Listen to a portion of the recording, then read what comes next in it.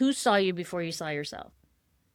So when I was 21 years old, I had blown up my life as only a misguided and messed up 21-year-old can. I was living in my hometown. I had flunked out of college. I had alienated a lot of my friends, and I had lost my boyfriend of 4 years.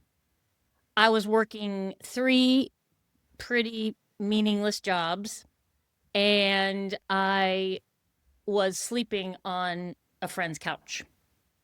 So it was a low point to say the least. And one of my jobs, cashier at a gas station, and at that time, this is 1989. There are no debit cards. There wasn't paying at the pump. You had to go in and pay.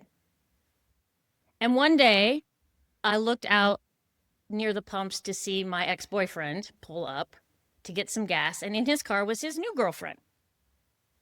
He pumped his gas, he came in. The hole that I had prayed would open in the floor had not opened up, so I had to stand and face the music. He was surprised to see me. It was awkward and cringy. He left. That was that. A couple weeks later, he came back and he had a message from his stepmother who lived in Indianapolis. I had gotten to know her over the years, and she asked him to give me her phone number to call her because she wanted to talk to me. She said I could call her collect. So a couple of days later, I did just that. And she asked me to meet her in a town in between my hometown and Indianapolis for dinner. And so I did. We had margaritas and Mexican food. And she asked me some really hard questions. Did I have a plan? What was I going to do with my life? What did I want?